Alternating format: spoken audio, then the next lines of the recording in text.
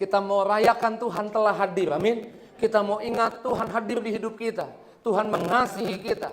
Dan kehadirannya membuat mukjizat. Maka judul khotbah saya adalah Miracles of Christmas. Ketika Yusuf hendak menceraikan Maria karena kaget, syok bahwa tunangannya telah hamil, telah mengandung. Lalu kemudian malaikat menjumpai dia, dibilang jangan takut. Karena Maria mengandung dari Roh Kudus. Dan akan melahirkan anak laki-laki dan engkau akan menamakan dia Yesus. Yang artinya itu Tuhan akan menyelamatkan umatnya dari dosa mereka. Arti nama Yesus adalah keselamatan. Bulan Desember ini kita mau ingat, keselamatan telah mendatangi kita. Amin. Tuhan telah hadir datang ke dunia ini. Dan Tuhan hadir datang ke dunia ini. Yang pertama saya menyebut miracle of Christmas adalah menghapus semua kesalahpahaman kita tentang Allah.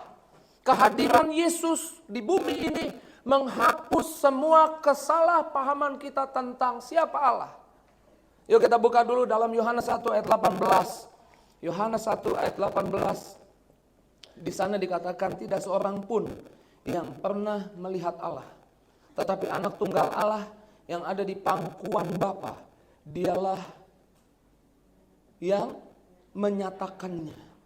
Maka Natal membuat kita melihat, memahami hati Tuhan, tindakan Tuhan yang tadinya tidak terlihat, sekarang bisa terlihat melalui Yesus. Yesus adalah gambar Allah di bumi. Kalau saudara mau lihat bagaimana Allah, saudara lihat Yesus. Sehingga kita nggak kesulitan memahami tentang Yesus. Memahami tentang Allah. Yesus adalah gambar Allah di bumi. Yesus adalah tindakan Allah di bumi. Yesus adalah bagaimana Allah berpikir. Dan Yesus telah datang buat kita. Dia nggak jauh, dia ada di dekat kita. Amin. Ada lagu lama dikatakan seperti ini. From a distance, God is watching us. Saya suka kata-katanya. From a distance, God is watching us. Di tengah kesulitan kita, ada Tuhan yang peduli kita. From a distance, dari surga dia lihat kita. Dari surga dia peduli sama kita. Betul. Tapi itu bukan berita Natal. Berita Natal adalah dia peduli terhadap hidupmu. Dia mengasihimu bukan dari jauh. Dia telah datang ke dunia ini untuk menyertaimu, untuk membebaskanmu, untuk memberkati hidupmu. Amin. Kita tepuk tangan dulu yang dahsyat, yang luar biasa. Bukan dari jauh, tapi dari dekat. Amin. Hadirnya Yesus menghapus kesalahpahaman kita tentang Allah. Mungkin seringkali kita jadi menangis karena ada masalah, takut karena ada masalah. Lalu seringkali mungkin kita berpikir bahwa kalau kita nggak beriman, kayaknya kita nggak menyenangkan hati Tuhan dan Tuhan kayaknya bisa jauh dari kita. Mungkin itu pemahaman yang ada di pikiran kita. Tapi hadirnya Yesus di bumi menghapus semua konsep yang salah tentang Allah, pemahaman yang salah tentang Allah. Ketika Yesus datang ke Betania, 4 hari setelah adiknya Marta Maria mati, yaitu Lazarus sudah 4 hari mati. Yesus datang ke Betania, kemudian Maria menyambut Yesus dan Yesus bilang, akulah kebangkitan dan hidup. Kalau kamu percaya, kamu akan lihat kemuliaan Allah. Tapi yang kita tahu dari cerita itu, Maria menangis dan bilang Tuhan datangnya telat. Ketika Maria menangis, Tuhan Yesus nggak bilang begini, kenapa kamu nangis, kamu payah, kan ada aku di sini, kenapa kamu nggak percaya, kenapa kamu nangis? Yohanes 11 ayat 35, di sana dikatakan, maka menangislah Yesus. Lewat tindakannya Yesus kita tahu bahwa Allah kita sama seperti Yesus. Bahwa ketika saudara nggak sanggup beriman, mungkin saudara takut dan meneteskan air mata, nggak sanggup lagi hadapi setiap apa yang harus saudara hadapi, nggak punya iman untuk hadapi apa yang harus saudara hadapi. Tuhan nggak mengabaikanmu. Ketika engkau menangis, Tuhan menangis bersamamu. Dalam arti lain, Allah itu bukan sekedar Allah kita saja, kita antara Allah dan umatnya, tapi dia adalah sahabat kita. Amin. Dia adalah pribadi yang bisa ikut menangis bersama kita. Dia pribadi yang ada di dekatmu, bukan jauh. Dia Immanuel. Berita Natal, Tuhan dekat di hidupmu. Dia sahabatmu. Amin.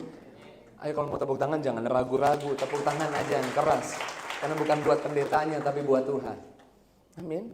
Hadirnya Yesus menghapus kesalahpahaman kita tentang Allah. Kita berpikir kalau kita sedih, mungkin Tuhan bilang cengeng. Enggak, Tuhan sahabat kita. Dia sahabat kita. Bahkan dia Bapa kita yang menuntun anak-anaknya. Ketika Yesus bangkit dari kematian, Yesus menunjukkan bagaimana Allah bersikap, bagaimana Allah berpikir, bagaimana Allah bertindak. Dia cari satu orang yang berapa hari yang lalu menyangkal dia 3 kali. Orang ini terpuruk bisa dibilang. Nggak bisa mengakui Tuhannya di hadapan banyak orang. Dia menyangkal, namanya Petrus. Sebelum ayam jantan berkokok, dia udah 3 kali sangkal Yesus karena dia takut ditangkap.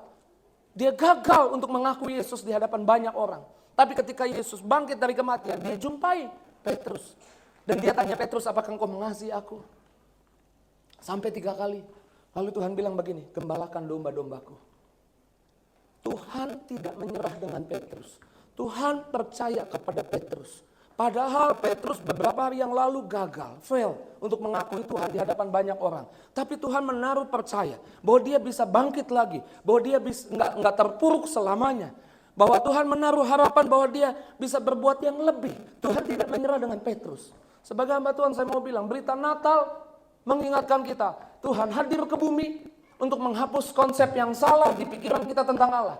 Kalau engkau mungkin fail, engkau mungkin gagal, engkau mungkin lalai, engkau mungkin ceroboh, saya mau bilang, Allahmu Allah yang tidak pernah menyerah dengan hidupmu. Dia percaya kepadamu. Amin. Inilah berita Natal. Dia seperti Bapak yang terus menuntun anaknya, nggak pernah nyerah. Pegang dadamu bilang, Natal ini mengingatkan Yesus hadir. Dan waktu Yesus hadir, saya tahu bahwa Tuhan, bahwa kerajaan surga nggak pernah menyerah dengan hidup saya. Amin. Ya, tepuk tangan sekali lagi yang dahsyat buat Yesus.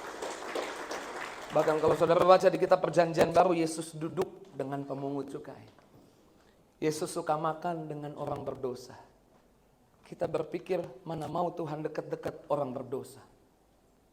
Mana mau Tuhan dekat-dekat pemungut cukai. Tapi Yesus gambar Allah di bumi. Yesus duduk di antara orang berdosa. Tapi jangan salah paham. Yesus duduk di antara orang berdosa karena Yesus mau menyelamatkan orang berdosa. Yesus benci dosanya, tapi Yesus nggak pernah benci orangnya. Yesus mau orangnya diselamatkan dan dosanya disingkirkan. Tapi bagaimana caranya supaya dosanya disingkirkan? Gak ada cara lain, kita harus dekat-dekat sama Tuhan. 2 Korintus 3 ayat 18 di sana dikatakan, waktu kita dekat sama Tuhan, kita memancarkan juga atau menular kemuliaan Allah itu terpancar atau dipantulkan, dicerminkan dari Allah kepada kita sehingga kita diubahkan. Yang pertama, Natal, keselamatan mendatangi kita. Mujizatnya menghapus konsep yang salah, pemahaman yang salah tentang Allah. Allah datang dari surga untuk ada di dekat kita. Yang kedua, Yohanes 3 ayat 16. Yuk kita buka ayatnya. Saya percaya semua hafal ayat ini. Ini AC-nya boleh dinaikin gak nih temperaturnya? Kok kayaknya panas ya? Atau lampunya yang panas? Yohanes 3 ayat 16.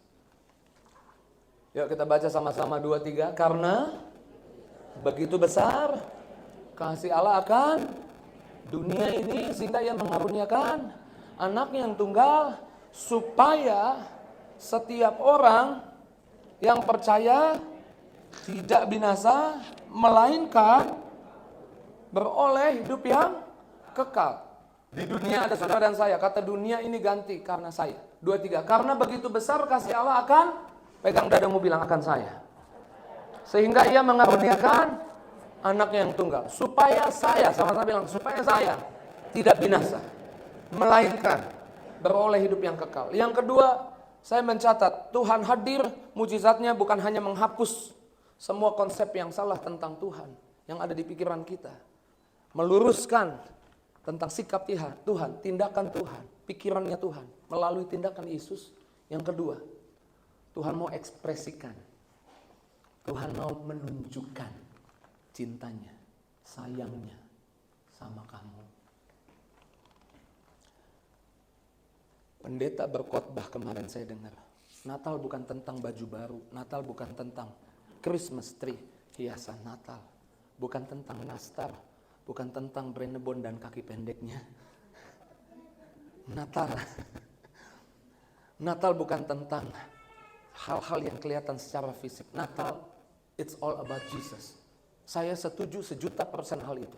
Siapa yang setuju boleh angkat tangannya. Kita percaya Natal tentang Yesus, amin. Bulan Natal ini, season ini, Jesus is the reason for the season. Amin. Yesus adalah alasan untuk bulan ini. Untuk kita rayakan Natal sepanjang bulan Desember, Yesuslah alasannya. Yesuslah yang kita tinggikan. Saya setuju. Tapi dengar baik. Dengar baik ini, pasang telingamu, taruh di hatimu, tulis bold di pikiranmu, kasih stabilo di pikiranmu. Dari sudut pandangnya Tuhan. Season ini, Natal ini ada. You are the reason for the season. Kamulah alasan adanya Natal. Kamulah alasan adanya peristiwa Natal. Kamulah alasan Yesus datang ke dunia ini. Kalau nggak ada kamu di dunia ini, dia nggak datang ke dunia ini. Tapi karena ada kamu, dia datang untuk kamu. Amin. Ayo tepuk tangan dahsyat yang luar biasa. Tadi malam waktu saya susun bahan khotbah ini, saya lagi pikirin Natal ini tentang Yesus. Semua tentang Yesus. Lalu saya lagi tulis semua tentang Yesus sambil nonton bola, ya kan? Tadi malam apa ya? Maroko lawan Portugal, ya kan? Pendukung Portugal nangis, ya kan? Ya saya udah nangis duluan, Brazil udah kalah duluan, ya kan? Tapi waktu saya nangis nggak ada yang nangis sama saya, ya kan? Waktu Maria nangis, Yesus ikut nangis. Oke, nggak ke situ. Waktu saya susun bahan khotbah itu, Jesus is the reason for the season. Yesus alasan untuk acara Natal, untuk perayaan Natal. Tapi Tuhan bilang, kamu harus tahu ini. You are the reason for this season. Kamu alasan aku datang ke dunia. Saya mau bilang, ini suara yang sama yang tadi malam saya dengar di hati saya, di pikiran saya. Dari Tuhan untuk kau yang hadir. You are the reason for the season. Kamulah alasannya Tuhan hadir ke dunia ini. Amin. Dia nggak utus malaikatnya. Dia nggak suruh pembantunya. Dia nggak suruh asistennya untuk datang. Dia sendiri datang untuk kamu. Tuhan bukan sekedar mau kasih kerajaan sorga buat saudara. Tuhan bukan sekedar mau kasih sakit disembuhkan buat saudara. Tuhan bukan cuma mau kasih jabatan buat saudara, jalan yang terbuka buat saudara. Tapi Tuhan tahu bahwa hadir lebih penting daripada hadiah. Saya ulang, hadir lebih penting daripada hadiah. Kalau saudara punya teman baik, kalau saudara punya sahabat atau saudara punya orang yang saudara kasihi, lalu mereka sedang rayakan sebuah perayaan, mereka akan bilang begini, nggak usah bawa kado, yang penting kamu hadir. Sering dengar kata itu? Yesus paling ngerti hal ini. Dia mau kasih surga buat saudara. Dia mau kasih kesembuhan buat saudara. Dia mau kasih utangmu bisa lunas. Tapi dia tahu, dia mau hadir buat hidupmu. Dia mau ada di dekatmu. Dia nggak mau jauh-jauh dari kamu. Dia mau tolong kamu di tengah struggle, di tengah badai hidupmu. Dia nggak mau tolong dari jauh.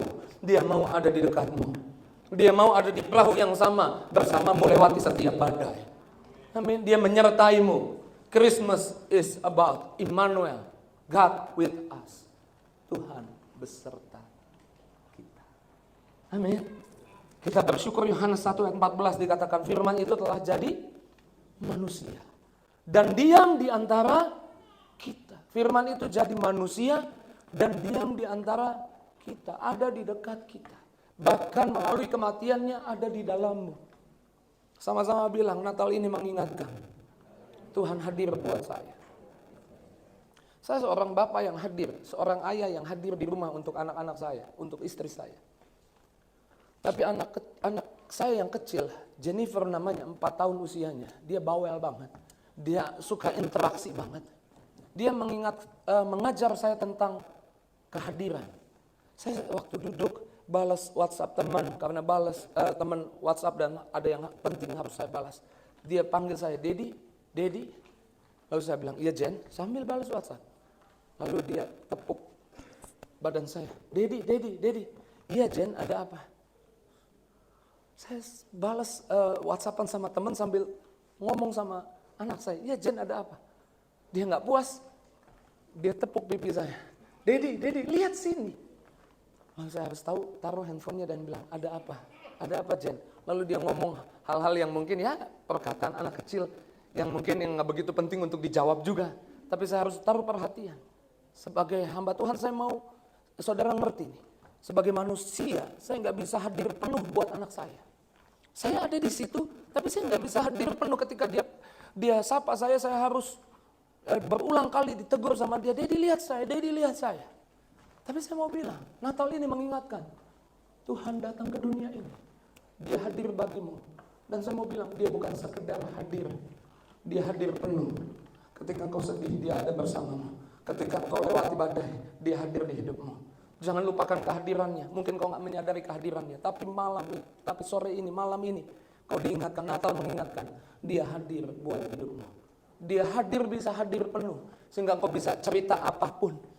Engkau bisa cerita tentang bukan saja kesuksesanmu, kejatuhan, kegagalanmu, kau bisa cerita sama dia. Amin. Dia bisa hadir penuh buat hidupmu. Sehingga kita mungkin bisa bersyukur dan bilang, segala pujian, syukur bagimu. Kau hadir dalam hidupku. Kini ku datang sujud di hadapanmu. Memujimu, menyembahmu, Yesus, ku menyembahmu. Yuk lagi. Segala pujian, syukur bagimu. Kau hadir dalam hidupku. Kini ku datang sujud di hadapanmu. Memujimu, menyembahmu, Yesus. Dia hadir penuh buat kamu. Dia ada buat kamu. Natal ini kita ingat, kita rayakan tiap minggu. Maka masuk bulan Desember saya bilang sama Tuhan, Tuhan, sepanjang Desember saya akan khotbah Natal. Kalau teman-teman bilang nanti aja malam Natal, enggak, sepanjang Desember, karena saya bersyukur dia hadir di hidup kita. Dia hadir di hidup saya, dia hadir di hidupmu. Dan waktu dia hadir, pasti sesuatu terjadi. Ada wanita di Yohanes 4 punya 6 suami. Pak, bukan 5 Pak. Saudara baca baik. Ketika Yesus berjumpa di dekat sumur itu, Yesus tanya, di mana suamimu? Dia bilang, aku gak punya suami. Yesus bilang, tepat katamu. Karena kamu sudah punya 5 suami, dan yang sekarang bersamamu bukan suamimu, jadi punya 6. Yang sekarang bersamamu bukan suamimu, pelakor jadi. Kenapa dia timba air siang-siang? Karena pagi-pagi semua ibu-ibu timba air di situ, di sumur itu. Dan dia mungkin gak ada orang yang mau hadir buat dia dengerin ceritanya. Bahkan dia mungkin dicibir. Mungkin orang bilang, awas pelakor jangan deket-deket dia. Aduh kacau tuh, kacau. Sehingga siang itu dia hanya sendirian timba air, gak ada yang temenin. Tapi Yesus bilang sama murid-muridnya, kita harus lewat Samaria. Karena ada wanita Samaria yang harus aku jumpai. Karena orang itu harus merasakan kehadiranku. Dan Yesus hadir di situ. Waktu Yesus hadir di situ, saya menyebut wanita ini dapat 3 hal. Yang pertama dia mengerti dosanya diampuni. Masa lalunya dihapus. Lalu yang kedua, kita tahu dari kisah itu, dia tahu tujuan hidupnya. Tuhan punya tujuan buat hidupnya. Dia beritakan tentang Yesus ke seisi kotanya. Lalu yang ketiga, dia dapat keselamatan. Natal bicara Tuhan hadir di hidupmu. Tuhan hadir di hidup kita. Dia pegang dadamu bilang, Tuhan hadir di hidup saya. Nah karena Tuhan hadir di hidupmu, dengar baik, ada efeknya, ada dampaknya. Yang pertama, masa lalumu sudah dihapus, dosamu sudah dihapus. Dan Tuhan, yang kedua, Tuhan punya tujuan buat hidupmu. Tuhan punya rencana buat hidupmu. Yang ketiga, Tuhan punya rumah di sorga buat saudara dan saya. Sehingga kita bukan kumpul di sini saja, tapi kita kumpul juga di kerajaan sorga. Ya tepuk tangan yang dahsyat, yang luar biasa. Dan waktu dia hadir, Allah adalah kasih. Dia bawa kasihnya buat kita, tersedia buat kita. Efesus 3 ayat 18 katakan, Paulus bilang, aku berdoa supaya kamu memahami betapa panjang, betapa lebar, betapa dalam, betapa tingginya kasih Allah. Saya mau bilang, hadirnya Tuhan di dunia ini, hadirnya Tuhan di hidupmu. Siapa yang percaya Tuhan hadir di hidupnya? Dia membawa juga kasihnya. Kasih yang seperti apa? Yang panjang. Maksudnya apa Pak Pendeta yang panjang? Yang kasihnya gak pendek. Cintanya, sayangnya sama kamu gak pendek. Sayangnya panjang. 2 orang laki-laki dan perempuan jatuh cinta, kemudian berkomitmen. Tapi beberapa Cintanya, sayangnya, kasihnya habis. Saya menyebutnya perceraian. Dan ada yang jadi korban mungkin anaknya atau yang lain. Saya nggak menyinggung tentang orang yang bercerai. Tapi yang saya maksud kasih manusia bisa habis. Tapi saya mau bilang, kasih Yesus. Yesus hadir bawa kasih. Dan kasihnya panjang buat hidupmu. Kasihnya tidak habis-habisnya buat kamu.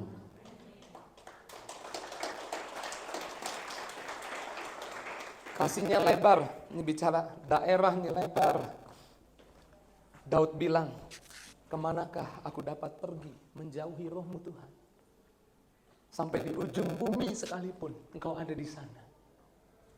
Sejauh apapun engkau coba lari dari Tuhan, saya mau bilang kasihnya akan menarikmu mendekat kepada. Kasihnya dalam, maksudnya dalam apa? Seterpuruk apapun, ada di lubang yang dalam sedalam apapun, kasihnya bisa mengangkatmu dari lubang itu.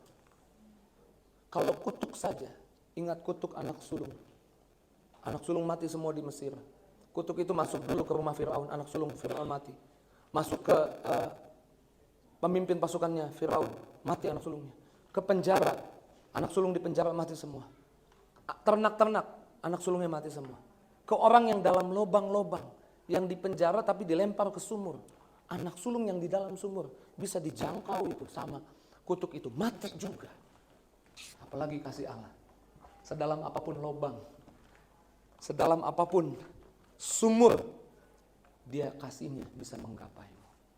Tadi panjang, lebar, dalam, yang belum dibahas apa? Tinggi. Kasihnya tinggi. Melampaui kecerobohanmu. Melampaui kelalaianmu. Kadang-kadang kita nggak tanya Tuhan, kita pikir itu jalan Tuhan, taunya bukan jalan Tuhan. Kita nggak tanya Tuhan, kita main jalan aja. Dan akhirnya kita salah jalan.